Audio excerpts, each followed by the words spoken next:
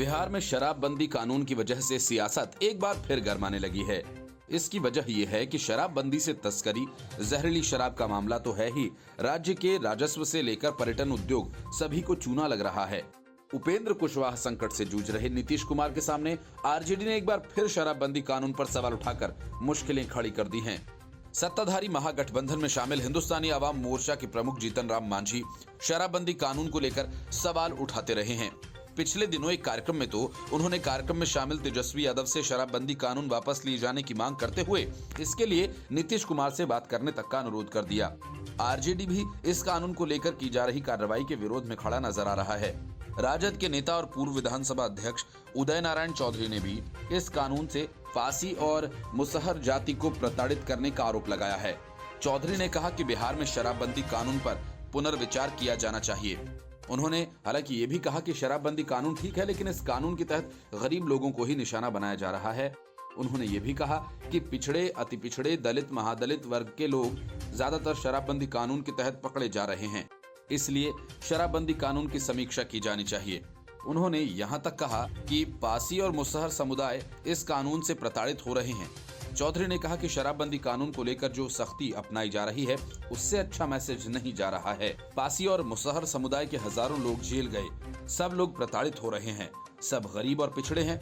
महागठबंधन सरकार में सहयोगी कांग्रेस के विधायक दल के नेता अजीत शर्मा और उपेंद्र कुशवाहा भी शराबबंदी को विफल करार दे रहे हैं। पूर्व मुख्यमंत्री जीतन राम मांझी तो शुरू से ही शराबबंदी कानून की समीक्षा की बात करते रहे हैं।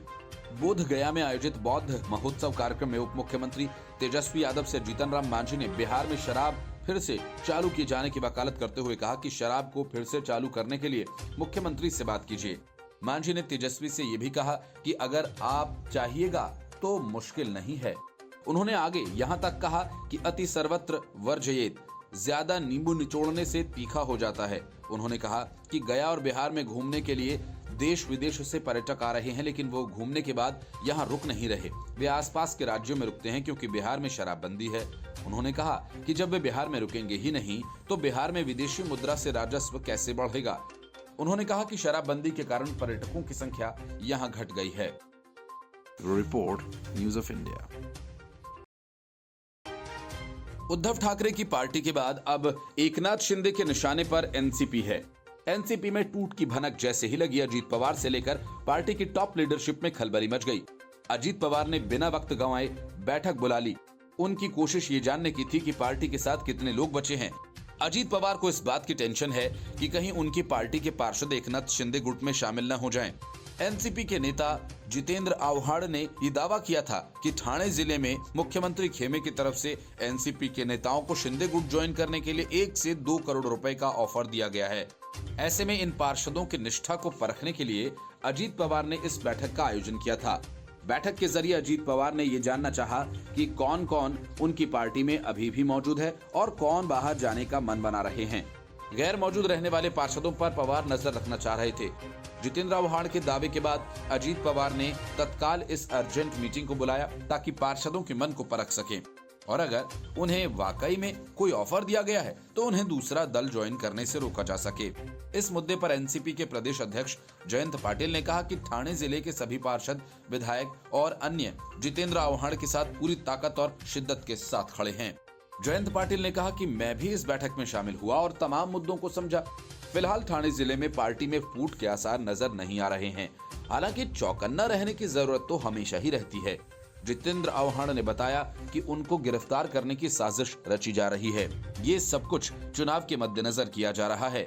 जयंत पाटिल ने कहा कि मीटिंग में ये भी डिस्कस हुआ कि अगर आव्हाड को गिरफ्तार किया जाता है तो उनकी गैर मौजूदगी में पार्टी किस तरह से चुनाव लड़े और उस चुनाव को जीते।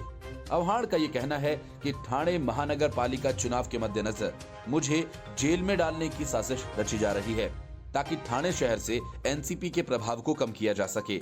जितेंद्र आव्हाड ने कहा कि मेरे खिलाफ कोई भी गुनाह दर्ज नहीं है, बावजूद इसके मुझे षड्यंत्र कर जेल भेजने की तैयारियां शुरू हैं। Report news of India. Chhattisgarh कोयला लेवी घोटाला में ईडी के पूरक आरोप पत्र से खलबली मच गई है। ईडी के आरोप पत्र में इस बात का खुलासा किया गया कि मुख्यमंत्री भूपेश बघेल के दफ्तर में तैनात रही उप सचिव सौम्या चौरसिया के चलते इस प्रकरण के सरगना सूर्यकांत तिवारी राज्य की नौकरशाही में काफी प्रभाव रखते थे। रायपुर की विशेष अदालत में दाखिल किए गए पूरक आरोप पत्र में कहा गया कि ईडी की जांच में यह भी पाया कि 3 आईपीएस अधिकारी कोयला व्यापारी तिवारी के अधीन काम कर रहे थे और उनसे तथा चौरसिया से अवैध निर्देश ले रहे थे। ईडी की जांच उस कथित घोटाले से संबंधित है जिसमें छत्तीसगढ़ से कोयले की प्रत्येक टन ढुलाई पर एक गिरोह 25 रुपए की कथित रूप से अवैध उगाही करता था। इस गिरोह में वरिष्ठ नौकरशाह, कारोबारी और राजनीतिक नेता कथित रूप से शामिल हैं। एजेंसी ने 5500 से अधिक पन्नों के पूरक आरोप पत्र में कहा कि तिवारी ने चौरसिया से अनाधिकारिक आदेश प्राप्त किया तथा उससे जिला स्तर पर नियुक्त आईएएस और आईपीएस के अधिकारियों को अवगत कराया। आरोप पत्र के मुताबिक इसने तिवारी के लिए जिला प्रशासन पर नियंत्रण संभव बनाया और उसे कोयले की प्रति टन ढुलाई 25 रुपए और लौह अयस्क पत्थरों की प्रति टन ढुलाई 100 रुपए अवैध लेवी की उगाही करने में सक्षम बनाया। इसमें कहा गया कि कोयला और लौह अयस्क के पत्थरों की ढुलाई से उगाही किए गए धन को तिवारी के गिरोह ने संग्रहित किया। इस घोटाले का एकमात्र लाभार्थी नहीं था, उसने बड़ी मात्रा में रकम का इस्तेमाल बेनामी संपत्ति खरीदने में किया, लेकिन धन का बड़ा हिस्सा चौरसिया को भेजा गया, राजनीतिक दलों को चंदे के रूप में दिया गया और उच्च पदों पर आसीन लोगों के निर्देश पर हस्तांतरित किया गया। आरोप पत्र में सौम्या चौरसिया, उनके भाई अनुराग चौरसिया, सूर्यकांत तिवारी के भाई रजनीकांत तिवारी और मां कैलाश तिवारी, खनन अधिकारी एसएस नाग और संदीप कुमार नायक के साथ साथ राजेश चौधरी नाम के शख्स को आरोपी के तौर पर नामजद किया गया है। ईडी ने यहां पीएमएलए अदालत में पिछले साल 9 दिसंबर को आरोप पत्र दाखिल किया था, जिसमें आईएएस अधिकारी समीर विश्नोई, कारोबारी सुनील अग्रवाल, सूर्यकांत तिवारी, उनके चाचा लक्ष्मीकांत तिवारी को आरोपी बनाया गया। ईडी ने कहा कि सूर्यकांत तिवारी ने कथित रूप से करोड़ों रुपए प्राप्त किए और रकम प्राप्त करने और खर्च करने का विवरण कई डायरीज में दर्ज किया गया। उसने कहा कि डायरी में की गई 3000 से ज्यादा प्रविष्टियों की जांच की जा रही है। Bureau report, news of India. RJD कोटे से बिहार में मंत्री बने चंद्रशेखर ने रामचरितमानस को लेकर जो विवाद शुरू किया, उसकी लपटें यूपी तक पहुंची तो समाजवादी पार्टी के स्वामी प्रसाद मौर्य शुरू हो गए एक के बाद एक विवादित बयान देकर अखिलेश यादव को खुश कर दिया। अखिलेश ने मौर्य को पार्टी का महासचिव बनाकर इनाम भी दे दिया। लेकिन अब यही खेल आरजेडी और समाजवादी पार्टी के लिए बड़ी मुसीबत का सबब बनने जा रहा है। दोनों पार्टियों पर मान्यता रद्द होने की तलवार लटक गई है। दोनों पार्टियों की मान्यता रद्द किए जाने की मांग भारतीय चुनाव आयोग से की गई है। आयोग को इस संबंध में एक पत्र लिखा गया। ये पत्र विश्व हिंदू परिषद की ओर से लिखा गया। विश्व हिंदू परिषद के उच्च स्तरीय प्रतिनिधिमंडल की जल्द ही मुख्य चुनाव आयुक्त से मिलने की चर्चा है, जिसमें सपा और राष्ट्रीय जनता दल की मान्यता रद्द किए जाने की मांग रखी जाएगी। विश्व हिंदू परिषद के केंद्रीय कार्याध्यक्ष आलोक कुमार ने बताया कि इस संबंध में समय लेने के लिए मुख्य चुनाव आयुक्त को पत्र भेजा है। प्रतिनिधिमंडल के माध्यम से विश्व Hindu Parishad representation of people act 1951 की धारा 29A का हवाला दिया गया है, जिसमें बताया गया कि चुनाव आयोग को बताया जाएगा कि हर राजनीतिक दल को अपनी पार्टी के मेमोरेंडम के प्रावधानों के विश्वास को रखते हुए पंथ निरपेक्षता और लोकतांत्रिक सिद्धांतों की निष्ठा के साथ पालन करना चाहिए। केंद्रीय विश्व हिंदू परिषद के केंद्रीय अध्यक्ष ने कहा कि सपा नेता स्वामी प्रसाद मौर्य ने रामचरितमानस पर जो बयान दिया उसे प्रतिबंधित किया जाना चाहिए और उनके सहयोगियों के मानस के पवित्र पन्नों को जलाने से भारत के नागरिकों के बड़े वर्ग की धार्मिक भावनाओं को जानबूझकर घृणित तरीके से भड़काया गया। इसके तुरंत बाद मौर्य को पदोन्नत कर पार्टी का महामंत्री बनाया जाना स्पष्ट करता है और पूरी पार्टी उनके इस कुकृत्य के समर्थन में है। विश्व हिंदू परिषद ने राजद की मान्यता रद्द करने की मांग करते हुए लिखा कि राजद के नेता और बिहार के शिक्षा मंत्री डॉक्टर चंद्रशेखर ने भी रामचरितमानस पर घृणित टिप्पणी की और प्रतिबंध लगाने की मांग की। ये सब जानबूझकर वातावरण को दूषित कर हिंदू समाज में अविश्वास, भेदभाव और वैमनस्य के निर्माण की मानसिकता से किया गया है। पार्टी ने भी उनके विरुद्ध कोई कार्रवाई नहीं की और इस बात का द्योतक है कि उनकी पार्टी भी उनके इन हिंदू द्रोही बयानों से सहमत है। Bureau report, news of India. PM Modi के खिलाफ बीबीसी की प्रोपेगेंडा डॉक्यूमेंट्री को लेकर मामला सुप्रीम कोर्ट में है, लेकिन इस मामले में अब एनआईए की एंट्री हो सकती है। वजह ये कि बीबीसी को इस डॉक्यूमेंट्री के लिए एक चीनी कंपनी ने फंडिंग की है और बड़ी बात ये कि भारत में विपक्षी पार्टियां, खास तौर से कांग्रेस, बैन के बावजूद इस डॉक्यूमेंट्री की स्क्रीनिंग करवाने की कोशिश कर रही है। इस डॉक्यूमेंट्री में ऐसी चीजें हैं जिससे देश के सामाजिक ताने बाने को नुकसान पहुंचने की संभावना है। यही वजह है कि बीबीसी के खिलाफ सुप्रीम कोर्ट में जनहित याचिका दायर की गई है। इसमें बीबीसी को भारत में पूरी तरह से प्रतिबंधित किए जाने की मांग की गई है। साथ ही ब्रिटिश मीडिया कंपनी की प्रोपेगेंडा डॉक्यूमेंट्री और इसमें शामिल पत्रकारों की एनआईए जांच की मांग की गई है। याचिका हिंदू सेना के अध्यक्ष विष्णु गुप्ता और वीरेंद्र कुमार सिंह ने अधिवक्ता वरुण कुमार सिन्हा के माध्यम से दायर की। याचिका में कहा गया कि नरेंद्र मोदी के नेतृत्व में देश का समग्र विकास हो रहा है। ये भारत विरोधी लॉबी खासकर बीबीसी को हजम नहीं हो रहा। देश की शांति और अखंडता को प्रभावित करने के इरादे से वह अपना एजेंडा चला रही है। याचिका में बीबीसी के कई भारत विरोधी लेखों का भी उल्लेख किया गया है। इनके जरिए बीबीसी पर भारत और भारत सरकार विरोधी दुष्प्रचार करने का आरोप लगा है। बीबीसी की propaganda documentary India the Modi question पर बैन को भी सुप्रीम कोर्ट में चुनौती दी गई है। इस पर 6 फरवरी 2023 को सुनवाई करने के लिए शीर्ष अदालत राजी भी हो गई है। दरअसल इस प्रोपेगेंडा डॉक्यूमेंट्री में बीबीसी ने गुजरात दंगों का दोष वर्तमान प्रधानमंत्री मोदी पर डालने की कोशिश की। यही नहीं, उनकी छवि इस्लाम विरोधी भी दिखाने की कोशिश की गई है। 2 पार्ट में बनाई गई बीबीसी की इस सीरीज में प्रधानमंत्री मोदी और भारत के मुस्लिमों के बीच तनाव की बात कही गई है। बीबीसी ने मोदी सरकार के देश के मुस्लिमों के प्रति रवैये, कथित विवादित नीतियां, कश्मीर के विशेष दर्जे को खत्म करने और नागरिकता कानून को लेकर भी सवाल उठाए हैं।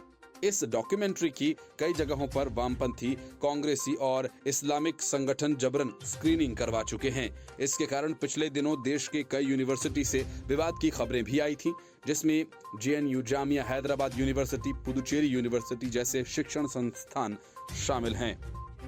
Bureau report, news of India. इस वक्त जब पूरा विपक्ष एकजुट होने की कोशिश कर रहा है, पार्टियों के नेता विपक्ष का सर्वमान्य नेता बनने के लिए जोड़तोड़ कर रहे हैं। बीजेपी 2024 लोकसभा चुनाव की तैयारियों में पूरी ताकत से जुटी है। इरादा जीत की हैट्रिक लगाने का है। इसके लिए तमाम तरह की रणनीतियां तय की जा रही हैं ताकि कहीं कोई चूक न रह जाए। सूत्रों का कहना है कि प्रधानमंत्री नरेंद्र मोदी चाहते हैं कि राज्यसभा से आने वाले 18 केंद्रीय मंत्रियों में से कम 10 लोकसभा का चुनाव लड़ें। मोदी की ये भी इच्छा है कि राज्यसभा के 92 भाजपा सांसदों में से कम 25 से 30 को चुनावी मैदान में उतरना चाहिए। इसके पीछे की बड़ी वजह ये भी है कि बीजेपी किसी नेता को राज्यसभा में दोबारा से सीट रिपीट नहीं करना चाहती। यही वजह है कि मुख्तार अब्बास नकवी को अपना मंत्री पद छोड़ना पड़ा था। महाराष्ट्र से भाजपा के प्रमुख नामों में केंद्रीय एमएसएमई मंत्री नारायण राणे और राज्य मंत्री रामदास अठावले शामिल हैं।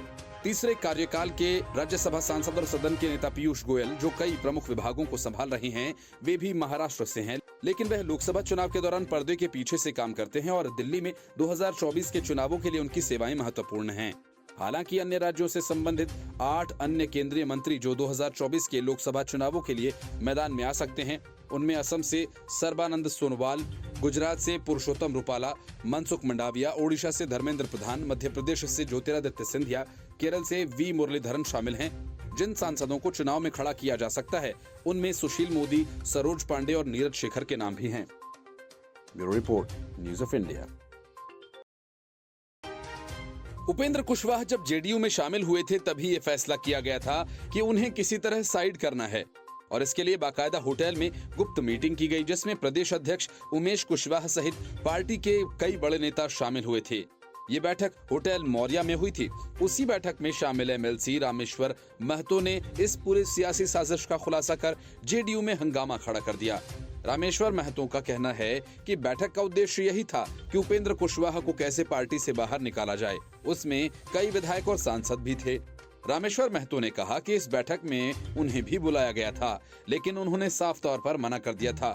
एक सवाल पर कि कौन सांसद और विधायक थे, इस पर रामेश्वर महतो ने कहा कि पूर्णिया के सांसद थे और कुछ विधायक थे, उतना नाम नहीं पता है।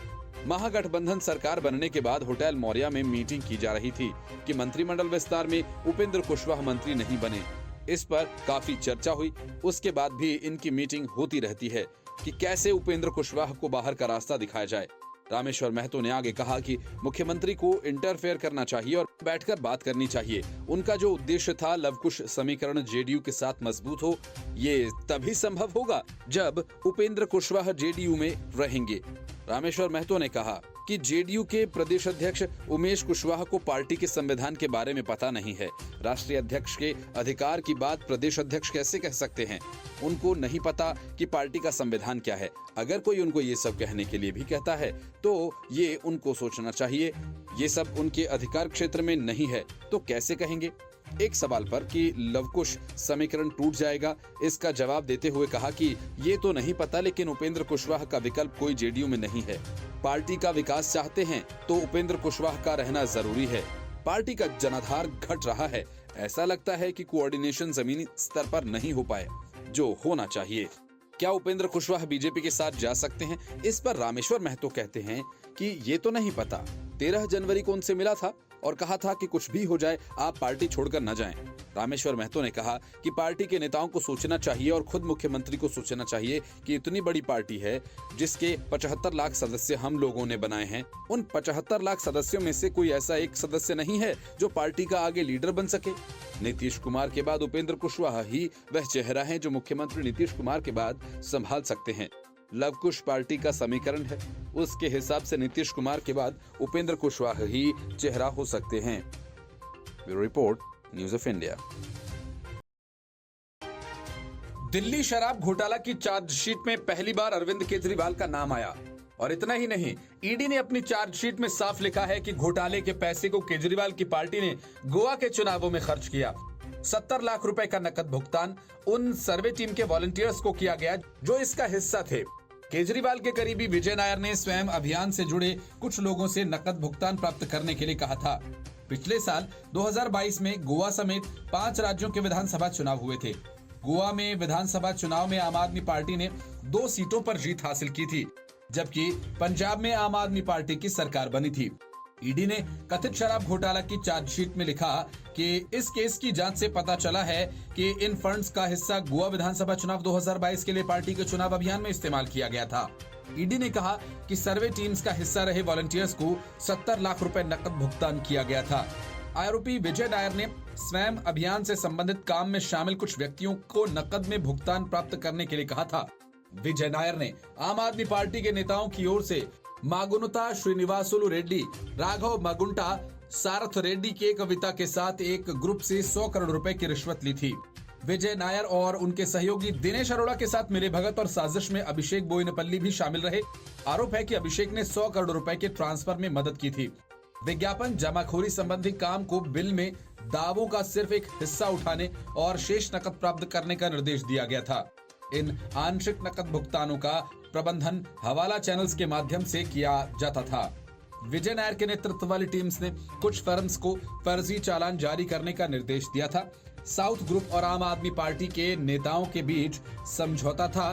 एक हिस्से के रूप में साउथ ग्रुप द्वारा विजय नायर के माध्यम से नेताओं को इन रिश्वत का अग्रिम भुगतान किया गया था।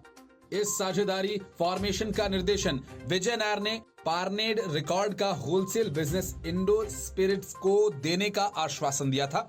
ईडी ने चार्जशीट में अरविंद केजरीवाल का जिक्र किया। शुरुआत में केजरीवाल के नाम का उल्लेख नहीं किया गया था। अभियोजन पक्ष की इस चार्जशीट में कहा गया कि विजय नायर ने अभियुक्त समीर महेंद्रू और दिल्ली के मुख्यमंत्री अरविंद केजरीवाल के बीच आमने सामने मुलाकात न हो पाने से फेस टाइम वीडियो कॉल की व्यवस्था की थी। केजरीवाल ने समीर महेंद्रू से कहा था कि विजय नायर उनके लड़के हैं। ईडी ने अब कहा कि ये तथ्य आम आदमी पार्टी के राजनीतिक नेताओं द्वारा आबकारी नीति घोटाले से संबंध में उनके कार्यों को कम करने के लिए उल्लेखित करने के लिए प्रासंगिक है। ईडी चार्जशीट पर दिल्ली के मुख्यमंत्री अरविंद केजरीवाल ने कहा कि ईडी ने इस सरकार के कार्यकाल में 5000 चार्जशीट दायर की है। ईडी के मामले फर्जी हैं, झूठे आरोप लगाए जा रहे हैं। ईडी का उपयोग राज्य सरकार को अस्थिर करने के लिए किया जा रहा है। राज्य सरकार को गिराने के लिए मामला दायर किया जाता है। ईडी की चार्जशीट काल्पनिक है। स्वामी प्रसाद मौर्य की सियासत अखिलेश को इतनी पसंद आ गई कि वे मौर्य से 2 कदम आगे निकलकर शूद्र पॉलिटिक्स करने लगे और इसी को लेकर 2024 के लोकसभा चुनाव की सियासी बिसात बिछाने लगे। अखिलेश को इस रणनीति का कितना फायदा चुनाव में मिलेगा ये तो दूर की बात है, लेकिन फिलहाल तो इसकी वजह से समाजवादी पार्टी बगावत के मुहाने पर आ खड़ी हुई है। पार्टी की जातियों के नेता मुश्किल में है और यही मुश्किल पार्टी के टूट का कारण बन सकती है। अखिलेश यादव बीजेपी से मुकाबला करने के लिए अपना सियासी ट्रैक बदल रहे हैं और अब सर्वजन की बजाय बहुजन की सियासत पर फोकस कर रहे हैं। एक तरफ स्वामी प्रसाद मौर्य रामचरितमानस की कुछ चौपाइयों को लेकर आक्रामक हैं, तो दूसरी तरफ अखिलेश यादव शूद्र पॉलिटिक्स का एजेंडा सेट करने में जुटे हैं। समाजवादी पार्टी और अखिलेश यादव के इस बदले नए सियासी तेवर से पार्टी के सवर्ण नेताओं की राजनीतिक बेचैनी बढ़ती जा रही है, क्योंकि उन्हें न पार्टी संगठन में तवज्जो मिली, न ही अखिलेश अहमियत दे रहे हैं। ऐसे में पार्टी के ब्राह्मण और ठाकुर समुदाय के नेता खुद को पार्टी के नए एजेंडे के साथ फिट नहीं बैठा पा रहे, तो अखिलेश भी MY समीकरण के साथ सर्वजन की राह पर चलकर बीजेपी से मुकाबला नहीं कर पा रहे हैं। ऐसे में उन्होंने बहुजन पॉलिटिक्स की दिशा में कदम बढ़ाया है। अखिलेश यादव ने अपनी राष्ट्रीय टीम का गठन किया तो यादव मुस्लिम के साथ दलित, ओबीसी की तमाम जातियों को तवज्जो दी, लेकिन सवर्ण समुदाय को खास अहमियत नहीं मिली। राष्ट्रीय कार्यकारिणी में शामिल 64 चेहरों में से 11 यादव, 8 मुस्लिम और 5 कुर्मी, 7 दलित, 4 ब्राह्मण और 16 अति पिछड़े वर्ग के लोगों को शामिल किया गया है। ठाकुर और ब्राह्मण समुदाय से किसी भी नेता को राष्ट्रीय महासचिव नहीं बनाया। सपा के इतिहास में पहली बार सवर्ण नेताओं को महासचिव का पद नहीं मिला। ब्राह्मण और ठाकुर समुदाय के नेताओं को राष्ट्रीय कार्यकारिणी में सदस्य और सचिव का पद दिया है। इतना ही नहीं, पिछली राष्ट्रीय कार्यकारिणी में शामिल रही जूही सिंह को इस बार जगह नहीं मिली। अखिलेश यादव विधानसभा चुनाव 2022 से लगातार अंबेडकरवादियों और लोहियावादियों को एक मंच पर लाने की दुहाई दे रहे हैं। अब राष्ट्रीय कार्यकारिणी में बसपा पृष्ठभूमि वाले नेताओं को महत्वपूर्ण जिम्मेदारी दी है। रामचरितमानस पर मोर्चा खोलने वाले स्वामी प्रसाद मौर्य को महासचिव बनाते हुए जिस तरह से जातिगत जनगणना पर आगे बढ़ने के लिए अखिलेश यादव ने कहा, उससे साफ है कि सपा की सियासत किस दिशा में जा रही है। अध्यक्ष लखनऊ के एक धार्मिक आयोजन में गए हुए हैं, वहां पर बीजेपी कार्यकर्ताओं ने हंगामा काटा। अखिलेश यादव ने इसके बाद एक मीडिया में बयान दिया, वे शूद्र हैं, इसलिए उनका विरोध भाजपा के लोग कर रहे हैं। अखिलेश यादव ने सवाल करते हुए कहा कि योगी जी बताएं कि वे शूद्र हैं कि नहीं।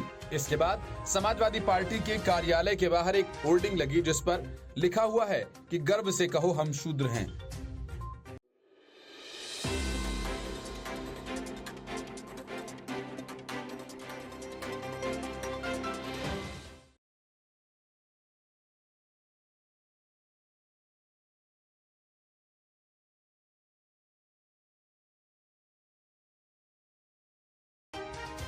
उपेंद्र कुशवाहा और नीतीश कुमार के बीच की जंग में अब एक नया मोड़ आ गया है। नीतीश कुमार पर हमला करते करते कुशवाहा ने अब लालू प्रसाद को भी अपने निशाने पर ले लिया। उपेंद्र कुशवाहा ने नीतीश के साथ साथ लालू प्रसाद यादव के कार्यकाल पर भी सवाल उठा दिए। लालू नीतीश पर एक साथ हमला बोलते हुए कुशवाहा ने आरोप लगाया कि दोनों ने 35 साल तक बिहार पर शासन किया और अति पिछड़ों का हक मारा। जगदेव जयंती के बहाने सत्ताधारी आरजेडी और जेडीयू कुशवाहा समाज के वोटर्स की गोलबंदी चाहती है। इधर जेडीयू 2 भागों में बंट गई है। उपेंद्र कुशवाहा ने जेडीयू के अंदर रहकर ही नीतीश कुमार की नीतियों का खुल्लम खुल्ला विरोध किया। वो अपनी पार्टी और गठबंधन के खिलाफ मोर्चा खोले हुए हैं। उपेंद्र कुशवाहा के आरोपों का जवाब जदयू को नहीं सूझ रहा। जगदेव प्रसाद की जयंती पर उपेंद्र कुशवाहा ने नीतीश कुमार के साथ साथ आरजेडी पर भी जमकर हमला बोला। आरजेडी के द्वारा अगड़ों पिछड़ों को लेकर दिए गए बयान पर उपेंद्र कुशवाहा ने कहा कि 32 साल से इन्हीं लोगों की सरकार है, इन लोगों ने पिछड़े लोगों को क्या दिया है। कुशवाहा ने लालू नीतीश राज पर हमला बोला और कहा कि पहले 15 साल और अब 17 साल में अति पिछड़ों की हक मारी हुई है। आरजेडी के लोग 10% लोगों के शासन की बात कह रहे, इन लोगों ने पिछड़े लोगों को क्या दिया है। कुशवाहा ने लालू नीतीश राज पर हमला बोला और कहा कि पहले 15 साल और अब 17 साल अति पिछड़ों की हक मारी हुई। आरजेडी के लोग 10% लोगों के शासन की बात कह रहे, आज भी 10% लोग ही सत्ता में बने हुए हैं। केवल एक परिवार का शासन चल रहा है। आरजेडी के विरोध में ही जेडीयू का जन्म हुआ। आज नीतीश कुमार इस बात को भूल चुके हैं। लोगों को ये बात समझनी होगी। जेडीयू भी आज आरजेडी की तरफ देख रहा है। इससे पार्टी कमजोर हो रही है। उपेंद्र कुशवाहा यही नहीं रुके, उन्होंने कहा कि राजद से क्या डील हुई है ये भी बताना चाहिए। उन्होंने कहा कि राजद के लोग कह रहे हैं कि नीतीश कुमार गद्दी छोड़िए, ऐसे में जगदेव बाबू के सपने को हम लोग कैसे पूरा करेंगे। जदयू कमजोर हो रहा है, हमें उसे मजबूत करना है। नीतीश कुमार पार्टी के राष्ट्रीय अध्यक्ष को बताएं कि डील क्या हुई है। जेडीयू की तरफ से भी कुशवाहा समाज के वोटर्स को साधने के लिए जगदेव प्रसाद की जयंती का आयोजन किया गया। इस कार्यक्रम में पार्टी के तमाम कुशवाहा नेता एक मंच पर दिखाई दिए, सिवाय उपेंद्र कुशवाहा के। कार्यक्रम में मौजूद सभी नेताओं के निशाने पर भी उपेंद्र कुशवाहा ही रहे। नाराजगी इस बात को लेकर थी कि उपेंद्र कुशवाहा के द्वारा अलग जगदेव प्रसाद की जयंती मनाई जा रही है। इस मामले में जदयू के प्रदेश अध्यक्ष उमेश कुशवाहा ने कहा कि कौन क्या कर रहा है उसकी बात हम नहीं कर रहे हैं। हमारी पार्टी पूरे बिहार में सभी प्रखंड से लेकर जिला मुख्यालय में अमर शहीद जगदेव प्रसाद की जयंती मना रही है। Report news of India.